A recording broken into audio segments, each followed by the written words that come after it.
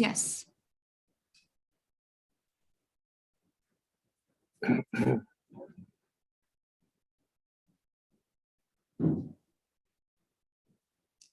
Distinguished guests, ladies and gentlemen, my name is Uri De Douche, a researcher at Trends, and it gives me a great pleasure to welcome you all on behalf of Dr. Mohammed Al-Ali, CEO of Trends Research and Advisory. Today's E-Symposium will focus on global economic growth, prospects and challenges under pandemics and global warming. In keeping with the mission of Trends Research and Advisory to analyze global issues and contribute to the debate surrounding the major challenges of our time, we continue our series of forward-looking discussions and seminars with this E-Symposium titled Global Economic Growth, Prospects and Challenges Under Pandemics and Global Warming. Recent experience has shown that the global growth and stability can be rapidly affected by overseen events, as demonstrated by the serious disruption to economic productivity and global supply chains caused by the pandemic. As the world gradually returns to normal, it is now of key importance to study lessons learned in order to develop resilience against potential future global disruption and to protect economies and societies. Climate change represents another pressing challenge of our time. Given this urgency, the consensus of importance of international climate action has strengthened over the last few years, and it is now accepted that the best approach to solving the climate crisis is through coordinated international action. The recent COP26 climate meeting held in Glasgow, which brought in together senior governmental figures and an increasing number of business leaders, exemplifies the momentum behind making real progress on climate goals. Both pandemic and climate crisis are global phenomena affecting all nations of the world, and both hold potential for severe global disruptions. Nonetheless, they can be overcome through effective international collaboration, as well as through the development of new approaches and innovations. On behalf of Trends Research and Advisory, I thank all panelists, the moderator, and the viewers worldwide who have joined us today to participate in this session. With that, I now will give the floor to the moderator, Dr. Aisha Sarihi. Thank you very much. Thank you very much, Al-Anwad. So good afternoon or good morning to everyone joining us today. And thank you very much for joining us. My name is Aisha Al-Sarihi. I am a research fellow at the Middle East Institute of National University of Singapore. It is my great pleasure to moderate today's session, where we will discuss such a timely and important topic. We will have a discussion around the global economic growth under unprecedented challenges of pandemic and climate change. To expand further on the topic, I am joined today by 4 distinguished speakers. From Egypt, we have Dr. Samar Al-Bagouri, and from Morocco, we have Dr. Uri De Douche. From the UAE, we have Mr. Stephen Scarlett, and then from Saudi Arabia, we have Dr. Ibrahim Chita. So the arrangement of today's session, we will have remarks from each speaker. Each speaker will give 15 minutes remarks. And then after that, we will open the floor for the Q&A. So our respected audience, if you have any questions, please feel free to post them in the chat box. So without further ado, please let me introduce our first speaker for today, Dr. Samar Al-Bagouri. Dr. Samar Al-Bagouri is an associate professor of economics at Cairo University. Dr. Samar research and publications have been focused on addressing the economic issues in Africa. Among other publications, Dr. Samar edited the African Strategic Report published by the Center of African Studies at Cairo University, and the Report of African Economic and Political Prospects published by the African Scientific Association of Egypt. Dr. Samar will speak to us. She will give us insights on how the climate crisis and the COVID-19 pandemic have affected the global economic growth. With that, I leave the floor now to Dr. Samar. Dr. Samar, the floor is yours. Thanks a lot. First, let me thank you for your presentation and for inviting me to this webinar. I'm going to use my 15 minutes wisely and start my presentation. Okay, let me share this with you first. Okay. Today, I'm going to talk about the post-global economic challenges, post-COVID-19 economic challenges. As we know, in year 2020, global economy was hit by COVID-19 pandemic. COVID-19 pandemic had pushed the global economy into the deepest recession since the Second World War. It affected the global economy in both developed and developing countries in many ways. And its effect, all the global economy was deeply affected by the pandemic. According to the World Bank, the recession happened in the economy, and the contracted economic growth happened to the economy in 2020 was on average is -3.2 globally. In advanced economy, it was -4.6. In emerging market and developing economy, it reached -2.1. And actually, this contracted economic growth was varied from country to country according to its economic structure, but the average performance of the country was all the country witnessed this recession, or all the country witnessed this GDP or economic growth contraction. In year 2001, the start as the vaccination rate increases, as the economic uncertainty of the economic uncertainty related to COVID-19 decreases, the global economy starts to rebound it again. It starts to recover again. Actually, this recovery of the economic recovery that happened in 2021, the World Bank described this recovery as the fastest recovery, or the fastest economic recovery that ever happened in the recent 80 years.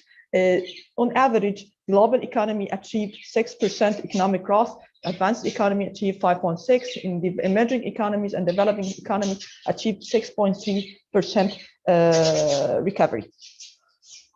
But at the end of 2021, the Omicron started to arise. The infection rate of COVID-19 does not decreases in the expected rate. There is some economic risks arise in the economy. The economic impact of COVID-19 was not on the short run as we expected in the first place. We started to find a deepest impact of COVID-19 on the economy. These impacts of COVID-19 make the projection for year 2022 less optimistic. We can identify three main characteristics that shape the global economy and lead to this less optimistic projection for year 2022 as three main characteristics: the supply chain disruption, the vaccine inequality, and oil and raw material prices, the increasing rate of oil and raw materials. About the supply chain disruption, as COVID-19 pandemic started, and the economic activity stopped, the related lockdown procedures and social distances procedures and these procedures related to COVID-19 pandemic, the supply chain process, global supply chain stopped, and the cost of shipment increases. The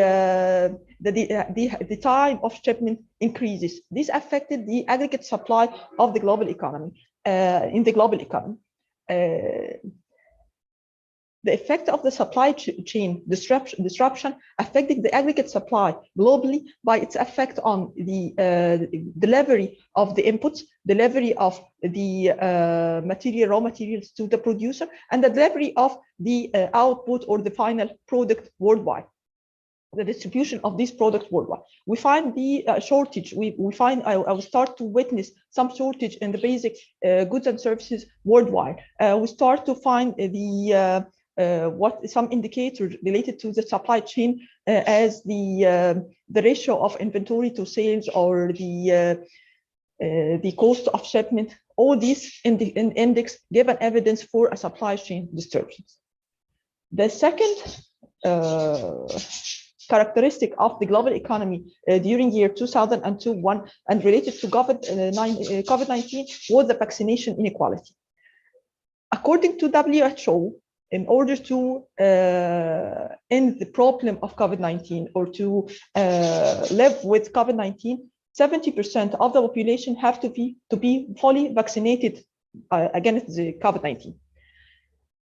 When we look at this percentage globally, we find that in some countries, in developing countries, in emerging economies and developing countries, this rate was very below this 70%. The average vaccination rate in developing world is only 44%. And in some countries, as sub-Saharan African countries, some countries achieving even 6.2% vaccination rate. The vaccination rate was in countries as Congo Democratic Republic, the Democratic Republic of Congo, for example, which is the third African country according to the population size, was only 0.1%. This inequality in vaccination delayed the process of recovery from COVID-19, make the economic or increase the economic uncertainty in those countries and so affecting its macroeconomic indicators. The third characteristic is the high price of oil and raw material. Actually, at the beginning of the pandemic, the oil prices decreases very sharp, or had the sharp decreases, but with the post that happened in the aggregate demand, with the recovery, economic recovery, and the increasing demand for raw material, the price of oil and other raw materials had increased sharply during 2021. Oil prices, for instance, increases by more than 50%, causing the production cost to increase. And actually, during the previous days, with the problem of Ukraine and the political uncertainty in this issue, we expect that the oil prices will increase more and more, pushing the production cost to increase and affecting the aggregate supply. All these characteristics, which is supply chain disruption, vaccine inequality, oil and raw material prices, increase in oil and raw material prices, this goes to a less optimistic projection for the economic growth in year 2022. This less optimistic projection depends on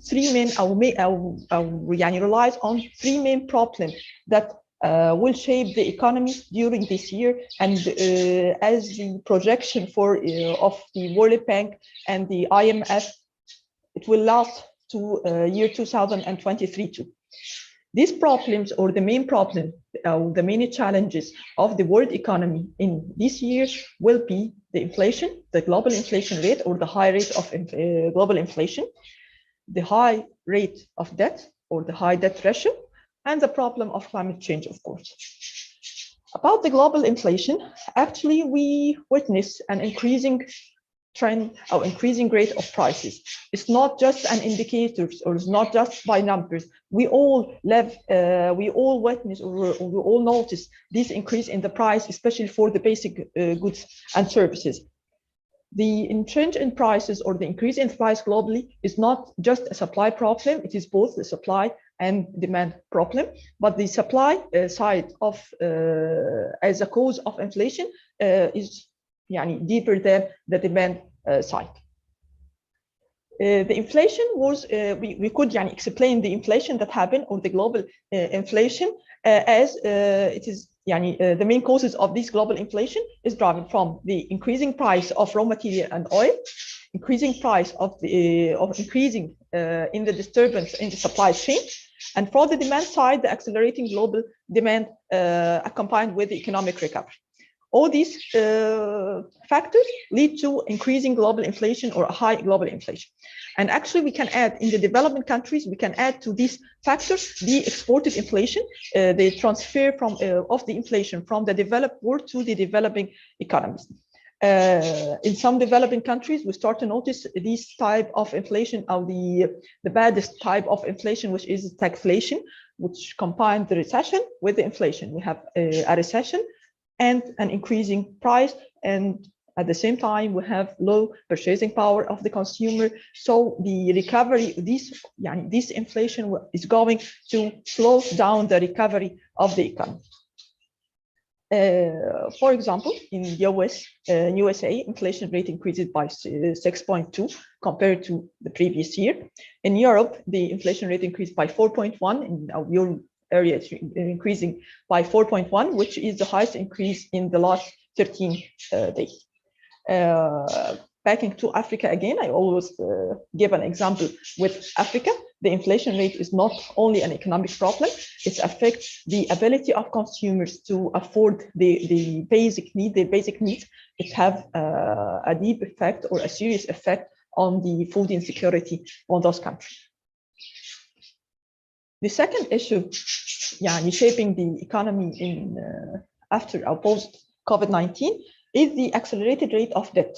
Actually, debt rate, our national debt rate increases as the country have to support their health system, have to support their, give support to its population, its most vulnerable groups, support their local producers. So the government expenditure increased during the period of COVID-19, and at the same time, the revenue as from tax or from other revenue decreases. So the fiscal deficit of those countries lead to the increase in the debt ratio or the national debt ratio. Global debt ratio increases in both absolute term and as a percentage of GDP. But if you are talking about a percentage of GDP, the global debt ratio increased by 13 points to be 97% as a percentage of GDP. In advanced economy, increased by 16 percent point, and in the emerging and least developing country, it increased by 9% point. The problem with the debt ratio, especially in the developing countries, that is the risk of that those countries will not be able to pay their to do their commitment or pay the debt. This appeared already in some African countries, as what happened in Zambia. Actually, there were a delay in paying its commitment to this debt issue. Okay. The last problem or the last issue I'm going to talk about is the COVID-19, the relationship between COVID-19 and climate change.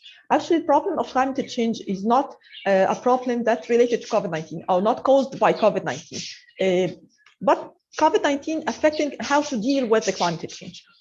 First, let's talk about climate change as an economic problem. Climate change as an economic problem, it's had a serious economic consequences on the economy, on the world economy.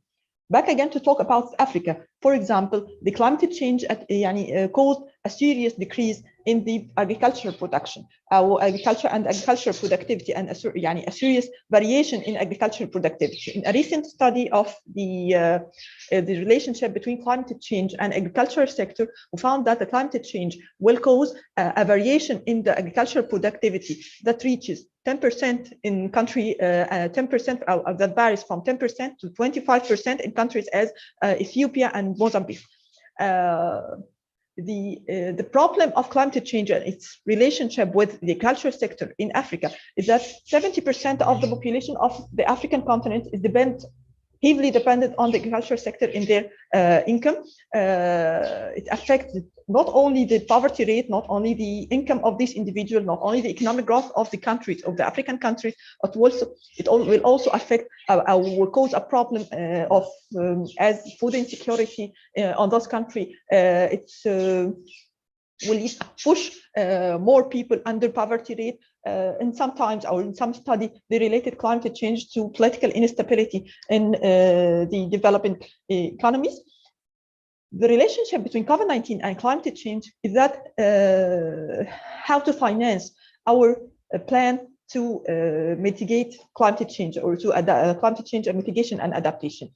Actually, according to due to COVID-19 problem, a lot of finance, the financial resources is alerted from climate change to other issues or to other priorities related to COVID-19 problem. We alter some of our resources to support health system. We alter our resources to support vulnerable groups in poor countries. We alter our finance to support the recovery of the economic recovery. But according to the UN environmental program, this recovery of this economic recovery could be used in a certain way that support the plans of the world plan against to mitigate climate change. Now the world is on the crossroad to deal with economic recovery and climate change. We have two roads to choose.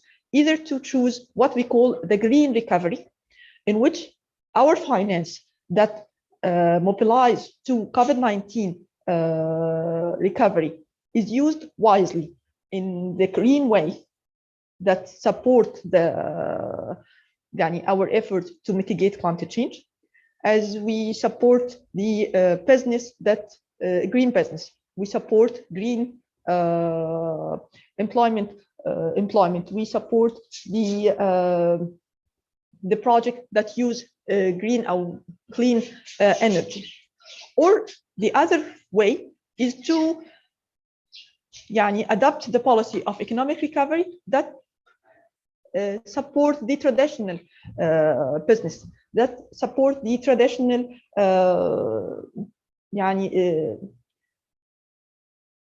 production of the old economic process of the old way of production. What we choose, the green recovery or the brown recovery, it seems we choose the brown one. It seems that as the countries try to deal with COVID-19, we do the same mistakes we did before. About in the largest 50 economies, world economy, only 18% of recovery spending has sensibility. And in 2020, G20 countries spent about $208 billion supporting the traditional energy, comparing to only 143 billion supporting clean energy. So it's appear from the data, from the evidence, that the economic we didn't use this chance very well. We didn't change our way of production. The climate change issue is not in our priority. It's not the country priority anymore, according to the data. The emissions related to the emission related to the economic recovery that happened in these 3 years and the previous 3 years, that the emission increased by 16.4, compared to the opportunity of decreasing this emission by 4% if we choose the green recovery. I'm not going to take more time. I want to thank you again for your time and for your listening, and I hope I'm not talking so fast and I'm talking clearly. Thanks a lot. Thanks a lot. Thank you very much, Dr. Samar, for very insightful presentation.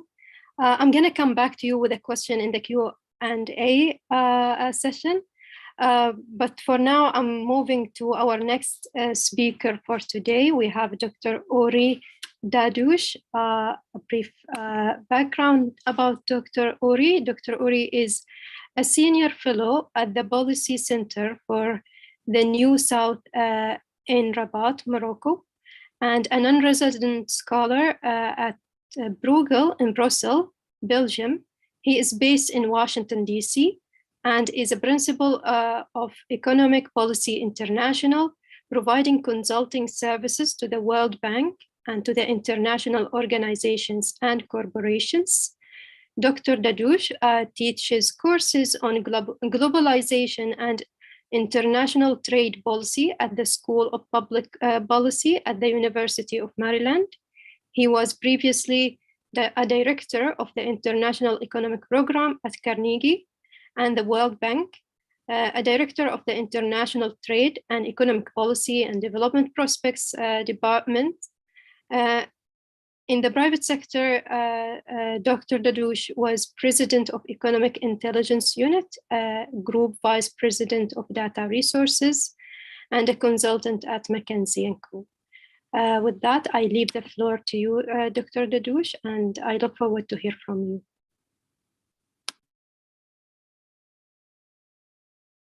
If you can, please unmute yourself. Yeah, I am muted. Can you hear me now? You can hear me? Good. Good morning. It's a pleasure to be with you. I'm going to follow on the previous speaker, Dr. Al-Bagouri, to discuss about global value chain anxiety. This global value chain anxiety is something that you find around the world at present. As Dr. Al-Bagouri said, we are in a situation where you have frequent shortages, and associated with that, you have high inflationary pressures. And this is caused a lot of concern about all sorts of production, which depends on imports. Now, the expert analysts, like, for example, at the World Bank, where I used to work, but in many other places, have kind of come to a consensus about what is causing these shortages and these inflation pressures. And it's a long list. It has to do with the stoppages during the foundation, during the pandemic, underinvestment, especially in the energy sector during the pandemic, the fact that the mix of demand for services and goods changed in a major way over the course of the pandemic, first reducing the demand for goods and then increasing it, first increasing the demand for goods and then decreasing it as the pandemic wanes. In inventories, not enough inventory in the supply chain, and catch-up spending as the pandemic ended, and also the delayed effect of very large stimulus policies in some countries. And note that this list actually does not include references to global value chains. But despite that, many blame foreign suppliers for the problems that we have. So how do we make sense of this situation? And I think a good place to start is to think about how the market is working. And an essential point is that trade, international trade, is not what it used to be. International trade, a long time ago, let's say when David Ricardo was writing in 1820, was mainly about consumer goods. Nowadays, consumer goods are only about 1/4 of world trade. And so 3/4 of world trade in goods is raw materials, parts, machinery, semi-finished goods, et cetera, et cetera. And this is the global value chain at work. Economists measure the extent of global value chains by looking at the share of imported products in exports, and then the share of our exports, of a country's exports, that are used as intermediate products in other countries' exports.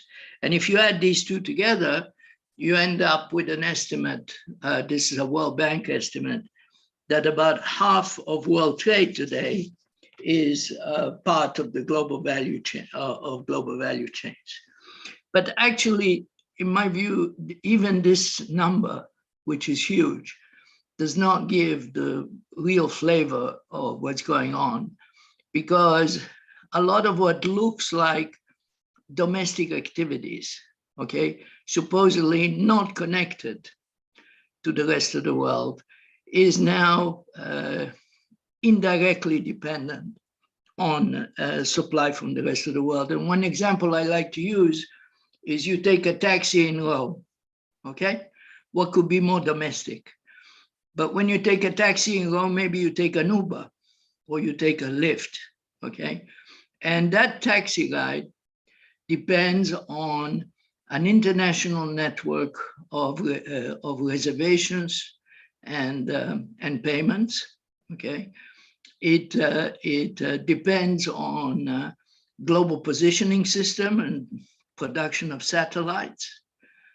And if it's in Rome, very probably you're doing it on an imported car, okay?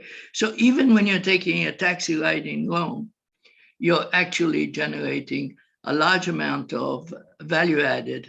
Your taxi fare, a large part of that is actually going to international suppliers of different types, and so on and so forth. So I like to think that the whole of world GDP is today, we have become so integrated that the whole of world GDP is really one giant global value chain. And so anxiety about global value chain is not terribly different than anxiety about globalization or fear of globalization.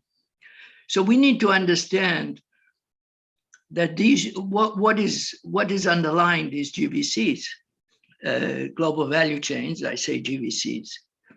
The GVCs are essentially efficiency devices that companies create under competitive conditions, highly competitive conditions, which means that they slice up the value chain, the production, according to comparative advantage, Ricardo's concept.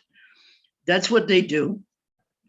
And one of the effects of the competition also is that companies are encouraged to hold very small inventories, okay, because this reduces the need for working capital, and it also forces a lot of discipline in the way that the production chain operates, okay, the just-in-time system. So these are competitive markets at work, and they generate products at good quality and relatively low price. So there's really nothing wrong with the value chains themselves. Indeed, in normal times, they are essential to our prosperity.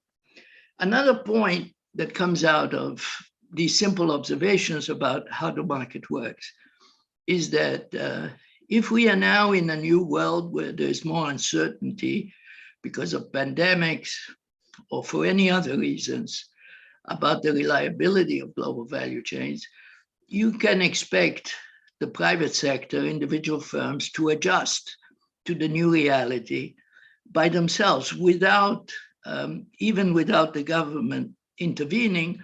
If they feel that some international suppliers are less reliable for various reasons, then they will adjust, they will diversify, firms will diversify their suppliers. Maybe in some cases they will integrate backwards, and in other cases they may decide to hold more inventories. All this the private sector is admirably equipped to do and will do it under the pressure of competition. So unless you can point to reasons that the new environment has created major externalities or major common damages that are affecting societies and which companies cannot take into account themselves, then your conclusion has to be that the government doesn't need to do anything actually different than it did some time ago. So then the interesting question arises of why there is so much pressure because of the GVC anxiety for governments to do something, okay? What has changed in terms of the underpinnings of public policy in the pandemic to force changes or to call for the government to do things different? And in trying to answer this question, I can identify three types of pressures that have arisen, okay? And I just want to discuss them briefly. The first type of pressure is actually one that we know very well, which is the security of supply in a crisis. And I say we know it very well because it doesn't just happen just in the pandemic. It happens during the energy crisis, and it happens during droughts or food crisis. In those situations, then the government feels compelled to intervene, essentially because of equity reasons and stability reasons. And in a crisis, what happens is, whether it's energy or food or medical goods, shortages lead to prices going through the roof, okay? Prices becoming very high. And that means that a large part of the population is not able to afford those goods, okay? So governments are compelled to intervene in those cases for equity reasons and for political stability reasons, right? And there's really no simple solution to this problem. You can, resort to autarky. You can say, well, I'm going to produce everything at home. That's very expensive. You can stockpile, and that works for some goods. But again, stockpiling, especially of goods that become obsolescent or are very bulky, etc., is not an effective strategy. Optimally, from a global efficiency point of view, the best solution is to coordinate with countries. So, for example, to impose limits on export controls. But actually, even these don't work because in a crisis, governments will just have enormous pressures on them in order to look after their own citizens. And that's a fact of life. And in fact, even though the WTO forbids export controls explicitly, it also has a clause that says, of course, this does not apply in the time of food shortages or shortages of other critical materials, okay? That's in the WTO, explicit in the WTO legislation.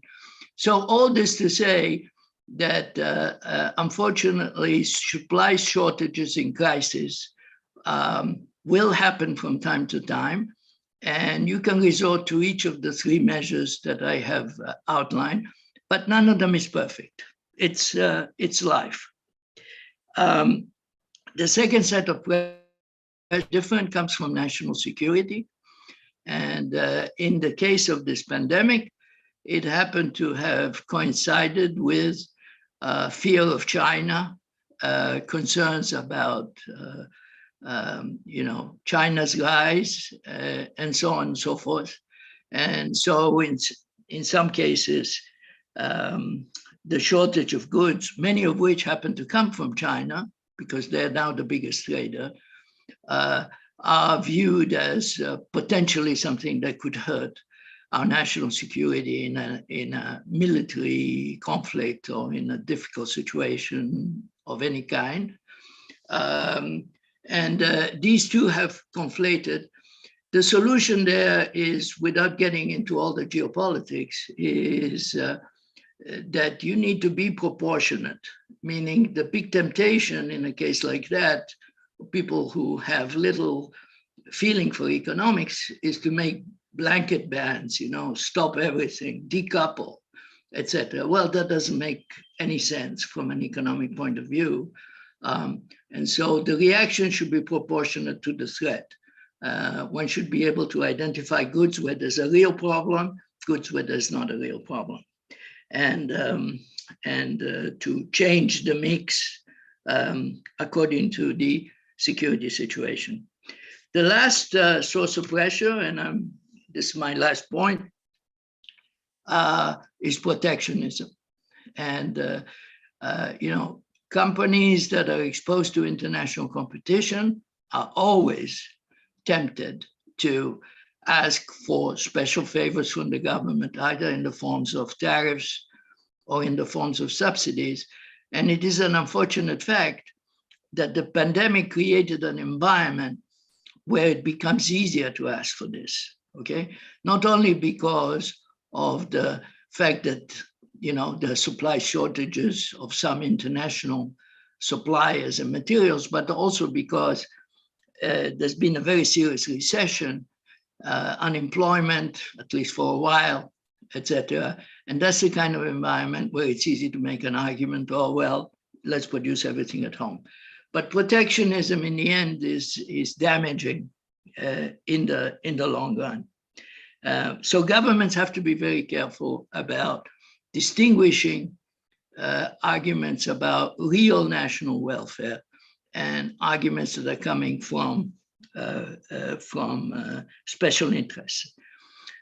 So that's my presentation. Essentially, my main point is that global value chains are good efficiency devices. They work very well in ordinary times. There is no particular need for the government to intervene to dismantle them, etc. In the ordinary run of things, these are very good things. There is an issue of supply security in crisis, which has been with us for a very long time and will continue to be with us, because it's not an easy problem to deal with, although there are some things that can be done on the margin. There is the issue of national security, where the keyword is proportionality. And there is the danger of protectionism, which has to be resisted. I stop there. Thank you. Unfortunately, I have to leave you in a minute or two because I have other meetings. Okay, thank you very much, Dr. Uri, for a very good presentation on the supply chains and the impacts of the COVID-19. I wanted to ask you, I had two follow-up questions for you, but I understand that you have to leave. Well, I have to leave in about 5 minutes if there are quick questions. I'm sorry to be impolite, but I just can't change it. But if I can quickly answer your questions, in the next 5 minutes if you have them. Yes. So I think I would ask you the question now. Yeah. So do you think that the COVID-19 pandemic has enhanced the resilience of the value chain? And the other question that I have, what has been the impact of the COVID-19 pandemic in the foreign direct investments, especially the investments in renewables? If you have an answer. Right. I think it's too early to say whether it has improved the resilience of value chains. Having worked myself in the private sector for a long time, I'm very convinced that companies will look very, very carefully at what has happened and will try to make sure that they are not as exposed in a similar situation in the future. And in no way would I imagine or expect that they will dismantle their value chains.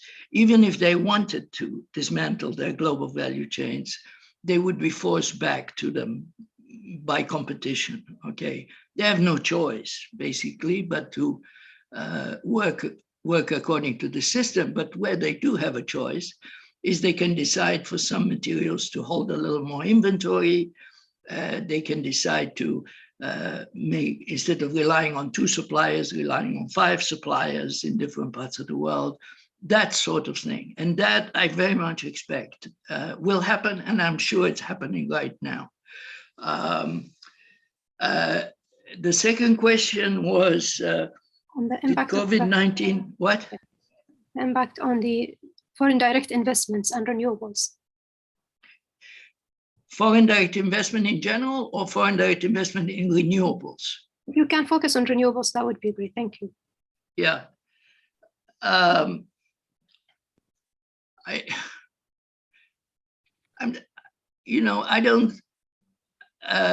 don't see any reason why the pandemic itself would have changed the dynamic of investment in renewables. I mean, the one angle that perhaps would operate in this case is there was something of an energy crisis. There is something of an energy crisis. The price of oil is very high. The price of gas went very high, etc. The price of fossil fuels has gone higher. That may add to the pressures to invest in renewables, but I want to underscore there's nothing particularly unique about the pandemic in this regard. This is another manifestation of an energy crisis may be a little too strong at this point, but a big surge in oil and gas and coal prices, which has happened many times in the past and was triggered by very different circumstances in the past. Let's say this is another episode, which will probably encourage at the margin some increase in renewables, essentially for the purpose of diversification. But the real pressure to invest in renewables is not coming from the pandemic or even from the energy crisis. It's coming from the climate crisis. And that's been with us, and it's as strong as ever. Right. Thank you very much. I'll leave you now. Thank you very much for your presentation. Thank you all. Enjoyed the discussion so far. Thank you. Thank you.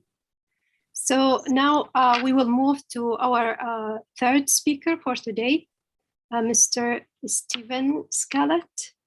Mr. Stephen Scarlett is an economic affairs expert at Trends Research and Advisory based in the UAE. He has joined the institution this year.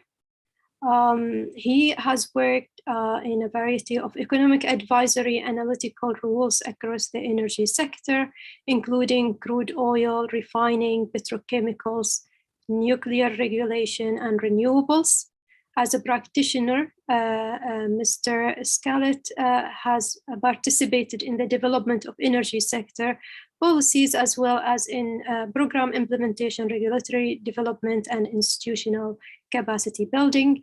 Mr. Scarlett has an undergraduate degree from the London School of Economics and a postgraduate degree from the University of Oxford and the Harvard University.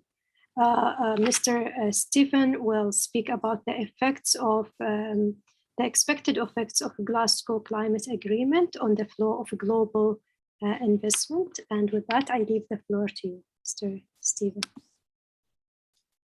Thank you for that very kind, do I have the microphone? Thanks for that very kind introduction, Doctor. I appreciate it.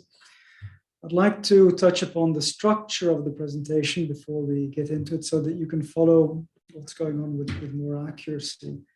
At the outset, I'll discuss, of course, the Glasgow commitments which were made pertaining particularly to investment, after which we will talk a little bit about the context of international investment in climate change. So in terms of the types of climate investment that we're likely to be seeing, mitigation and adaptation investment, and also about the destination countries where we think the flows of investment will result as a consequence of the agreement.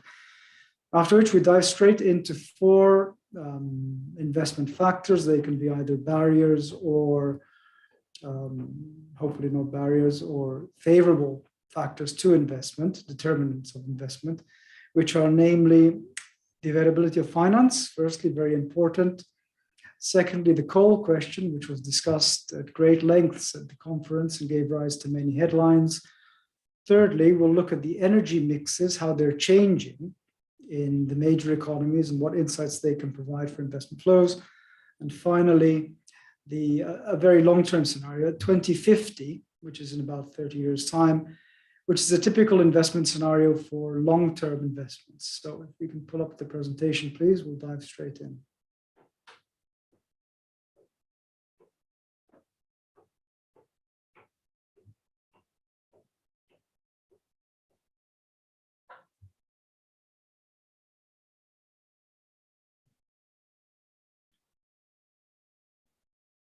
Second slide, please.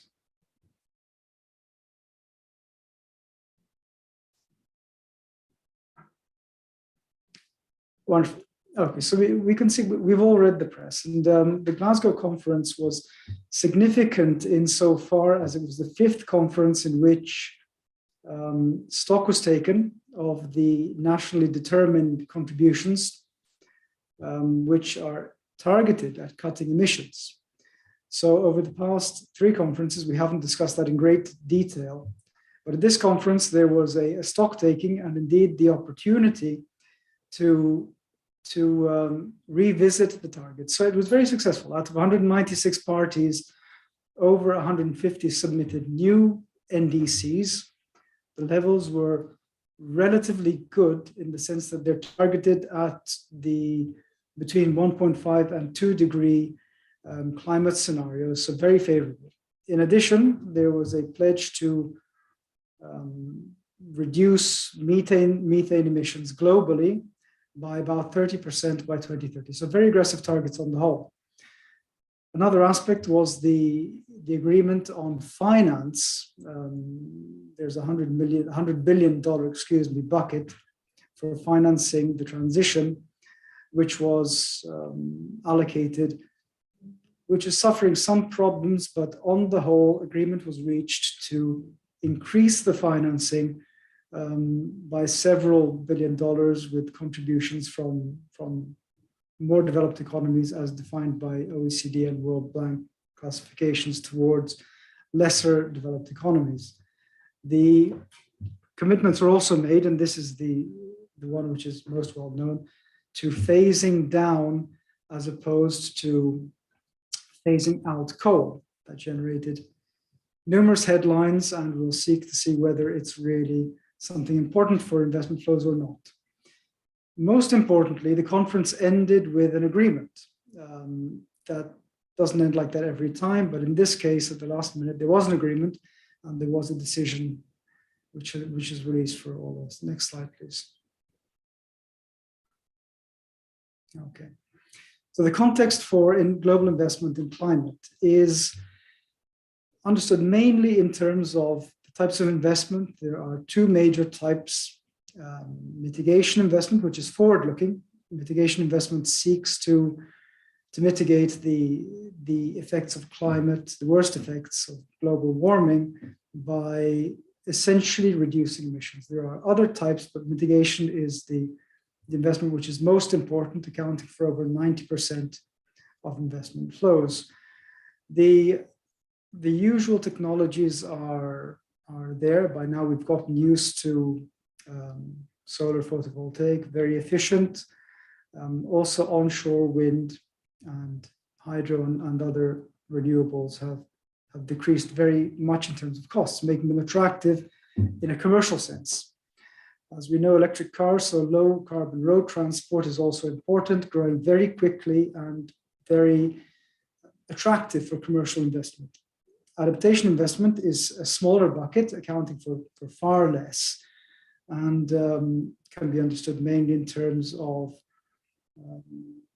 those adaptations which are required to deal with the actual effects of the climate crisis. So infrastructure resilience, early warning systems, food security, water management, and so on. And of course, energy efficiency investment. In terms of the of the destination economies, the emerging markets and developing economies, that's an OECD classification, accounting for 2/3 of world population and only 1/3 of world global energy investment and only 1/5 of clean energy investment. That's where we would foresee the major scope of future climate action investment. LDCs are a separate bucket, 49 or 50 at last count, least developed economies. And unfortunately, these economies see a relatively small global share of climate-related investments, so adaptation and mitigation. 150 billion in 2020, and it decreased on account of pandemic-related reasons.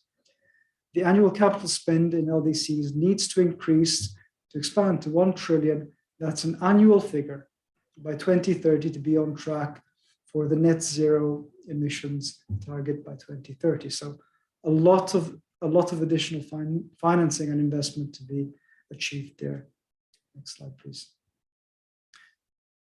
So in terms of Glasgow, this chart represents the funding bucket of around $100 billion from more developed countries to the LDCs. Now, it's currently at around 87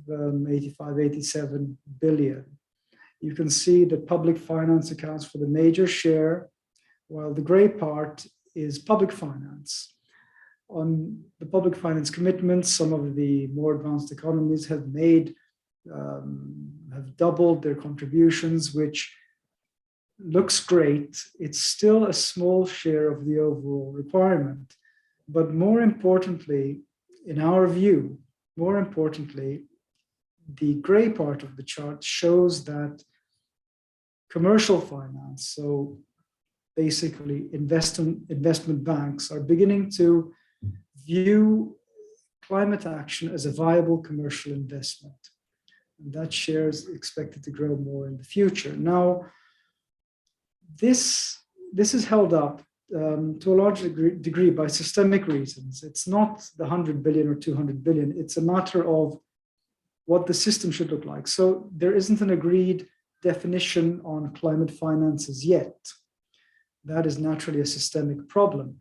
Some of the instruments which are used are also not widely agreed upon, in the sense that many are loans, concessional loans, which are at below market rates, but need to be repaid nonetheless. While in other cases, we're looking at grants, which are totally different, don't need to be repaid, and export credits and other various financial instruments, which sit somewhere in between. So the climate finance system at Glasgow saw some increase, but didn't see much systemic improvement in terms of defining what we mean by climate finance. Next slide, please. Now, another feature of the conference, and this is very positive indeed to my mind, is that the global financial system, in terms of its private sector participants, formed an alliance, the Glasgow Financial Alliance for Net Zero, which was announced at the conference. So over 500 firms with over $130 trillion under management. The global stock of assets under management, the financial assets under management, so excluding real estate, is about 250 trillion. So about half the stock of global financial assets represented by this grouping of essentially investment banks. Some pledges have been made to remove deforestation activities from portfolios. That means divestment. That's of course to do with the biosphere, with protecting forests and carbon sinks. So 9 trillion is going to be removed. Also, hundreds of global corporates have set carbon dioxide reduction targets and increasingly methane targets. So there are encouraging risks of a common view on the importance of climate action and climate investment. Naturally, climate risk is now also beginning to be perceived as an investment risk. But the point of this slide is that we're seeing a mobilization of the financial system and its important participants in the direction of financing climate action and investment. Next slide, please. This is the second factor. Is coal really a barrier to energy investment in renewables? The headlines at one stage made it seem that it was a very big deal that coal was going to be phased down instead of phased out. That particular language is embodied in the Climate Pact in Article 4, in Section 4, Article 20.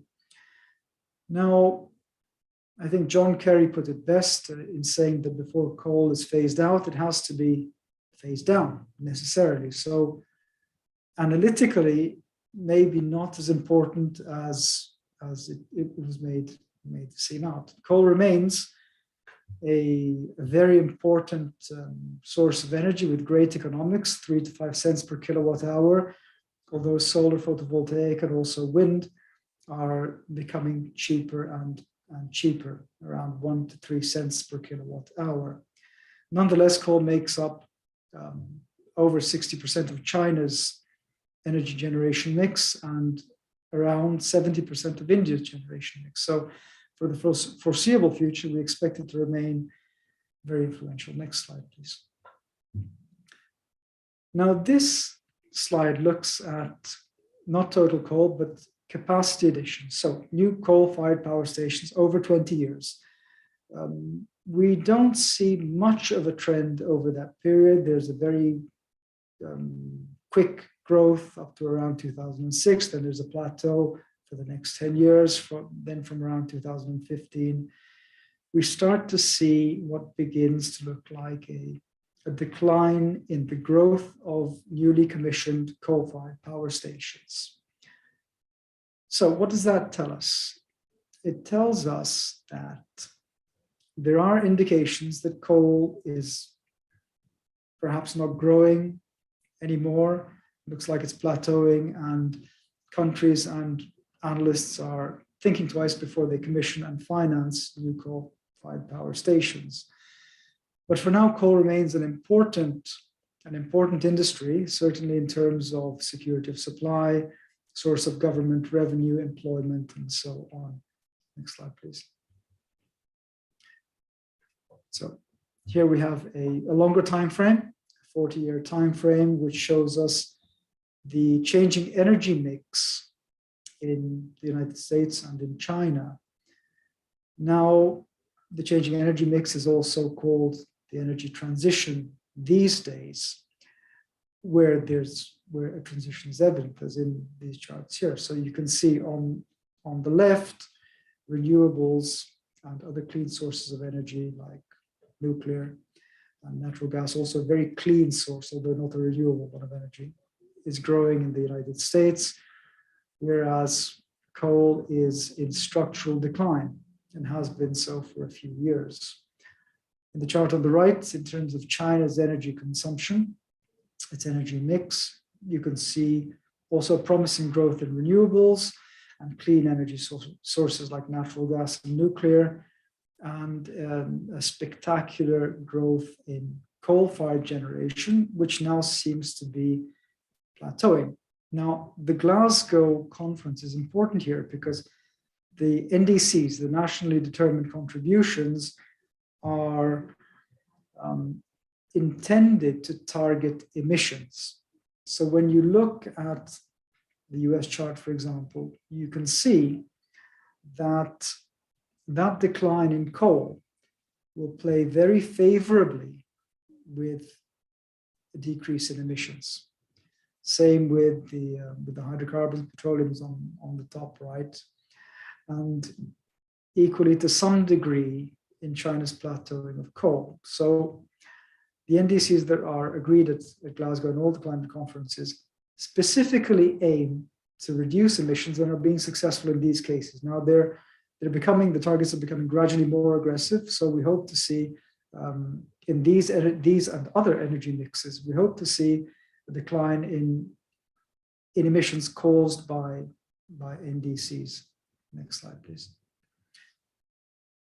Here we have a very long-term very long-term perspective, which is germane to the amounts of investment that would be needed in the case of a 1.5 degree scenario by 2050. Now, in the chart on the right, you can see an incredible 70,000 terawatt hours of energy required by the world in 2050. And the significant thing about that is that you look at the technologies that will be providing that, they're almost all renewables. There's a decline in non-renewable sources from around 20 or 22,000 terawatt hours to 6 or 7,000. So an incredible amount of new investment needed, necessary if the world is to actually implement a 1.5 degree scenario, which remains the target, the aspirational target of Paris and now the Glasgow Pact. So we think that realistically it won't be 70,000 terawatts of power. It might be something in between. Even the most optimistic commentators don't think that 1.5 will be realistically, 1.82 degrees will be a similar scenario to that. Next slide, please. So in conclusion, what can we say about investment flows in Glasgow? There's a clear sector-wise redistribution of investment flows from hydrocarbon-oriented investment towards renewable investment, finalized to climate mitigation. That is clear. That's already beginning to be evident in the energy mix analysis and also in the longer term analysis. In the near term, investment is constrained to some degree by the lack of the climate finance definition. We think we'll see one soon, possibly by COP27 in Egypt, in Sharm el-Sheikh, or maybe by the next conference after that in the United Arab Emirates. In the longer term, when we take into consideration the ratcheting up of international commitments, the structural changes underway in energy sectors, and the emerging business consensus on a common approach to net zero, it seems very likely indeed that these factors will support a strong expansion of clean energy investment flows. The final point, we think we know the sectors and also the amounts and the technologies, but the geographical flows of investment are much harder to determine. They will hopefully go towards what we call emerging market economies, because that's where the greatest need will be. And with that point, I'm delighted to hand over to the next speaker for their presentation. Thank you. Thank you very much, Mr. Stephen, for insightful presentation on the climate finance and the post-Glasgow agreement and the pledges that have been promised in the Glasgow agreement. I do have a follow-up question that I will come back to you later. Now I'll move to our fourth and final speaker for today. We have Dr. Ibrahim Hamdi Shita. Dr. Ibrahim Shita is Associate Professor at Taiba University in Saudi Arabia. He is also an Assistant Professor of Economics at Mansoura University in Egypt. He has a PhD in Applied Economics from Western Michigan University. His research interests include foreign direct investments, re-emittance, Egyptian monetary policy. Dr. Ibrahim, the floor is yours. Bismillahirrahmanirrahim. Hello, and thanks for having me. Thanks for my former speakers. They actually helped me to concentrate on my major points. Can I share my... now the share is available?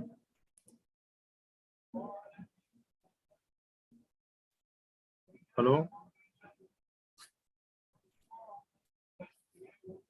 the share are available for you? Yes, it's Okay. available. Actually, I have to confirm about some basic points that the climate change or the climate change incorporated development strategy can we consider that the most important or most newly recent fashions of development strategies. So I have to go through a quick history of development to concentrate on my contribution. Actually, what is development? Development is to improve the quality of life. And we should separate or distinguish between development and economic growth. Why? Because there are many official persons who has some confusion about these two separate economic expressions, development and economic growth, maybe by mistake and maybe intentionally for some political points. We should know that development has three values and three objectives. Why I repeat this? Because finally, if the development strategy which we will adopt will not satisfy these three values or these three objectives, it should be rejected from the beginning.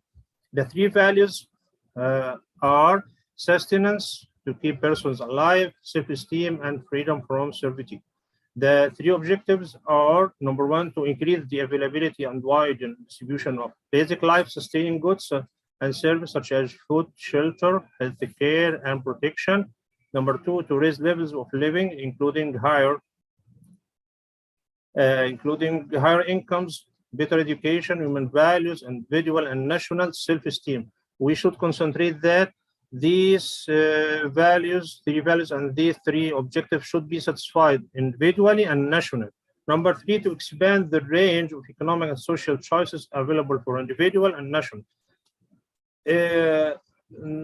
I need to go quickly through the conclusion of the basic theories for development, classic theories and modern theories. The classic theories of development, we have four basic of them: linear stages model of growth, and I talk about the false paradigm and neoclassical counter-revolution. Number one, linear stages model of growth presented by W. Stowe. We can criticize this model as he assumed that there is only one linear way for development, but that linear way is only one for all countries. This is the first point we should concentrate. Number two, concluding that the underdeveloped countries must go through the same steps of the same way. Number three, he completely ignored the structural differences of economic, political, social circumstances which the underdeveloped countries have today, which are completely different of circumstances which the developed countries had when they started their development process about 200 or 300 years ago. So therefore, this model cannot be accepted as a feasible development strategy for underdeveloped countries now. If we quickly talk about the false paradigm model, this model says one of the basic reasons of creating, continuing, and deepening underdevelopment status in underdeveloped countries is applying incorrect or inappropriate development strategies.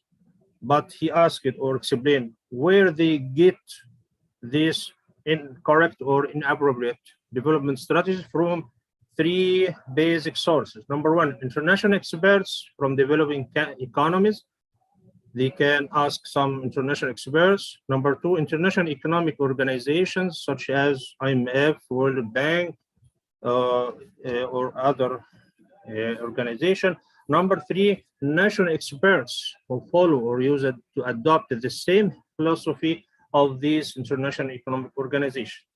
Okay, such as if they find development strategy, which already succeeded in USA, Germany, France, Britain, or in other developed country. They try to copy and paste. They repeat it as it is without any modification to nationalize this development strategy to be able to be succeeded in the developing country. There is another classic theory, the new classical counter-revolution. The modern or developed countries says no, the underdevelopment reasons are corruption, monopoly, inefficiency, embarked competition, embarked information, which are the developing countries are responsible for them. So they said, you should blame yourself before blaming us. Finally, we can get the conclusion of the classic theories of development. Number one, any copy and paste development strategy will fail for sure. Number two, underdevelopment has both internal and external reasons. And number three, we should ask what is the most important modern approach. Human development. By 1990, there was a worldwide acceptance of human development, and we had the first human development report, and which includes human development index, ranking almost all countries all over the world according to human development index. Then we had sustainable development. Sustainable development can briefly explained as it is another variant. I use the word variant to be compared with the COVID-19 variants. Actually, sustainable development can be considered as another variant concept of development, giving a high importance to future generations' needs. That's why we are satisfying the basic needs of current generation. We should keep in mind rights of future generations by saving environment, land, water, climate, etc., and other resources clean, suitable, and sufficient for them. Then we have the origin of sustainable developments can be found in 1992 in Brazil conference. Then we had Millennium Development Goals, and then which were 8 goals, and then we had the 17th Sustainable Development Goals, and so on.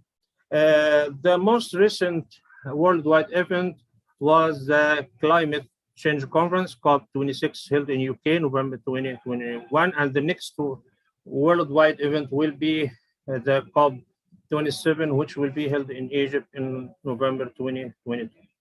But if I have some bonds, what is the climate change incorporated development? Which should we talk about? Number one, the developed countries, especially industrial ones, are responsible for climate change problem. Number two, they used to talk, just to talk about climate change, but just talk without any effective measures to save the world environment. This is the secret of the 30 years of failure of such sustainable development efforts. Why 30 years? The sustainable development origin started in 1992 in Brazil, and now we are in 2022. They are 30 years of failure. What did they actually do?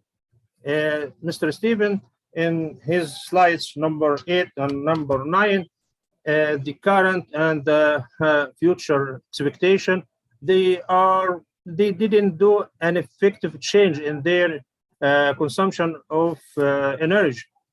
So they just talk, no effective measures. So number 3, they used to ask other countries, especially the underdeveloped ones, to apply sustainable development limits and conditions. Number 4, this situation may include external limits on the development strategies on the developing countries. We should remember the basic conclusions of linear stages model of growth and the false paradigm model, which is any carbon-based development strategy will fail for sure. We shouldn't repeat the historical mistake.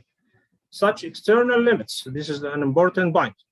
Such external limits on the development strategies on the developing countries may be considered as deprivation of their rights of development. We have the right to achieve development, but these external limits under any slogan or title, climate change, sustainable development, impose limits on our development strategy. We shouldn't take care about this or not take care about too much. Now we need to talk about what is the optimal development strategy should be applied by standard developed country. If we talk about Egypt as a standard developing country, we should explain some main points about the development strategy which Egypt should apply. Number one, or the following points should be crystal clear for Egyptian government and policymaker. Number one, any copy and paste development strategy will fail for sure. No copy and paste again. Then they should build the real own Egyptian development strategy. Number two, what are the basic reasons of Egyptian underdevelopment, or why is Egypt and is an underdevelopment country? Number three, it is an underdevelopment due to two sets of reasons, which are internal and external reasons. Number four, Egypt can achieve development by having its own real development strategy. Again, this Egyptian development strategy shouldn't be a copy and paste strategy. This development strategy should keep the Egyptian rights of development away from any limits imposed by developed countries or by international organizations, such as their own concepts of human rights, democracy, environment, climate change, etc. Finally, the Egyptian development strategy should have feasible and correct solutions for internal and external reasons of Egyptian underdevelopment. And finally, it should be clear that the Egyptian Sustainable Development Strategy should give significant role to sustainable activities and rules, or even laws, that is to save Egyptian environment for future generation. That I mean that I didn't ask to completely ignore the climate change or the sustainable development aspects or activities, but I asked to take care about it, but not too much to the limit, to the level it is a limit on our development strategy. If I try to share another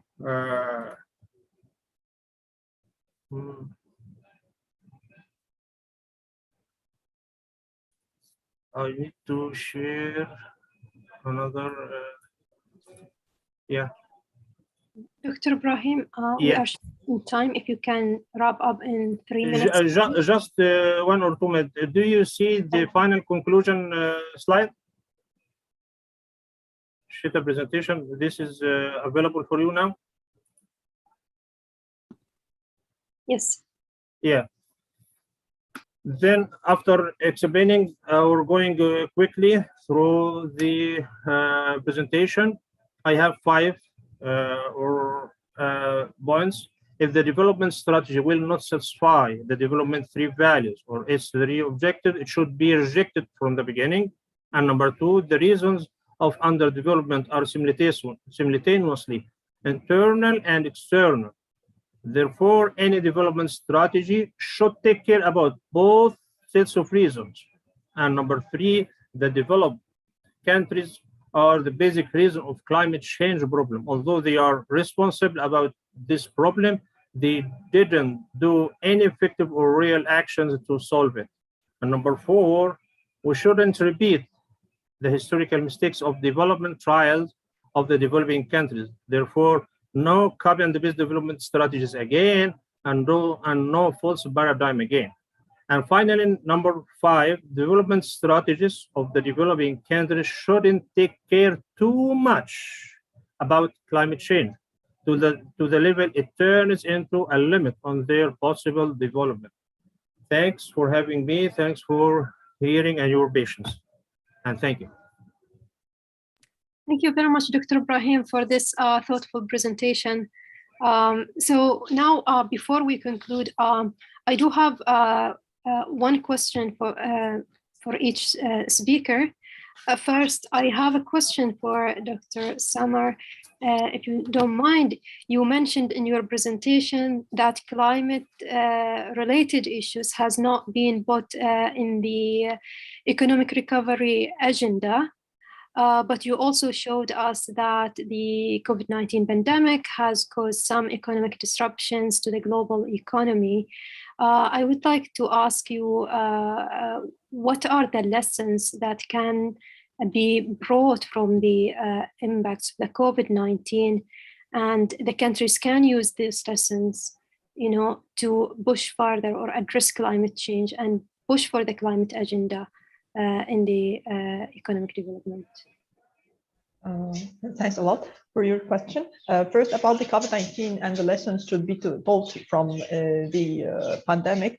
Actually, the pandemic make a spotlight on the structural imbalances in some economies in the developing countries. Again, when I give examples for the African countries, we find African countries that heavily rely on the natural resources. When the pandemic came and at the beginning of the pandemic, the prices of these natural resources decreases and the demand for these natural resources decreases. The effect of the pandemic on this economy was very hard. It affects not only the recession or the traditional effects of the external shock, but it's also affected the ability of this country to mitigate or to take adopted the needed policy or have enough finance to recover or to support their economy and their people. About the climate change, as I told you, the climate change problem, we have the chance to make the recovery process green recovery. Did you use this chance or use it wisely? I think no. We still do the same mistakes we did in the previous year. We still talking about, as Dr. Ibrahim said, we're still talking about the climate changes and the agenda and the plans. And but in action, what is the action are taken? No, in the serious time, in the recovery process, the developed world of the developed country, which is responsible or which are the largest contributor to the gas emission worldwide, no, they adopted what we call the brown recovery. They adopted the recovery of the economy that not adjust for the climate change problem. Thanks a lot. Thanks. Thank you very much, Dr. Samar. Now I have a question for you, Mr. Steve. So you've mentioned that in Glasgow, a Glasgow Financial Alliance for Net Zero has been formulated, and there are other climate finance pledges has been announced by different countries, and an agreement has been achieved on the climate finance.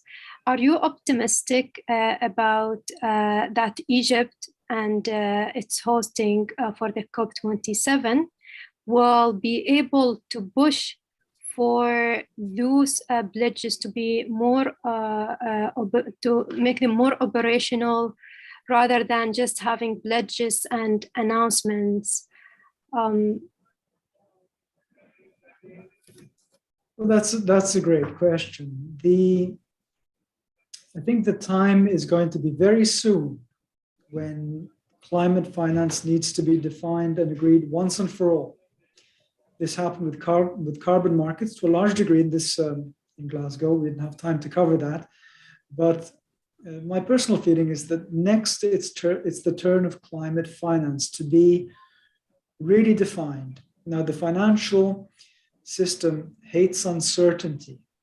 Once a definition is certain and agreed and supported multilaterally by public finance, it will follow that private sector finance will also mobilize, as they're beginning to do already, and hopefully make financing conditions in LDC is very favorable indeed for the investment necessary to overcome climate-related challenges. Now, on the pledges, a pledge doesn't really mean that much. It isn't an operational concept. It's a pledge. I promise to do such and such. I think there's also an opportunity in Egypt to convert pledges into more concrete action, preferably in the form of grants and large grants, as opposed to concessional loans. So right, those are the opportunities on the table very soon. And we can see all the signs. So I believe it's going to be very soon. Thanks for your question. Thank you. So my final question to Dr. Ibrahim. So thanks for the presentation on explaining the evolution of economic development models over the time, and then finally explaining the importance of integrating the sustainable development in the economic models. So we know that, for example, our Common Future book by Brundtland has been released in 1987. Yes, the UNF also CCC has been formulated in 1992. So it's been more than 30 years speaking about the concept of sustainable development. In your point of view, why do you think that countries, failing in integrating sustainability in the economic development? Actually, as I said before, the developed countries are the basic reason, or they are responsible about climate change, pollution, and other environment problems. They are used to just to talk about saving environment without any real actions to save environment. If you go back to Mr. Stephen's slides, especially slide number 8 and number 9, their consumption of energy, especially petrol and gas, are still the same from 1990 to 2020, and the projection or the expectation to 2050, there is no significant change. So they used to ask us as underdeveloped countries or developing countries to save environment. What can we do? They are the industrial countries. They are the basic reason of pollution and climate change, not us. And I need to talk about another point, which Mr. Stephen talked about, the finance or green finance, such as green bonds. No free loans. If they give us green bonds, they are a new kind, a new version, a new fashion of external debt. They are give us external debt to solve the problems which they are responsible about. We shouldn't repeat our historical mistakes. We shouldn't take a covenant-based development from Glasgow conference. We shouldn't take a false paradigm from their experts. We should build our own Egyptian or our own national development strategy, which could save or solve our internal external use of underdevelopment. This is not this not means we should ignore or completely ignore the environment. No, we should take care about our environment for our future generations, but we shouldn't take these aspects or this sustainable development aspects as to be limits of our development. We have the right to achieve development. That's my view. Okay, thank you very much, Dr. Ibrahim. With that, I am concluding our session for today. I would like to thank our speakers for their time and for their remarks in today's session. Thank you very much for joining us. And now I will give the floor back to Mrs. Al-Anud Al-Husni from Trends Research and Advisory. Thank you very much. Thanks. Thank you. And Al-Anud has asked me to make some concluding remarks. I'm happy to do that.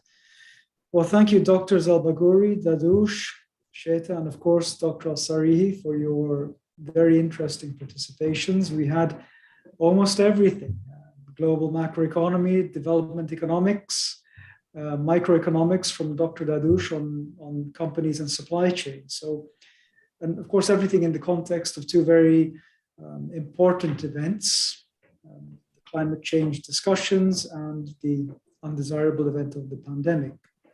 So with that, thank you again for your contributions. We wish you all the best and look forward to continuing this discussion in the future, hopefully. Thank you very much. Thank you. مع السلامة. السلام عليكم. شكرا. السلام عليكم.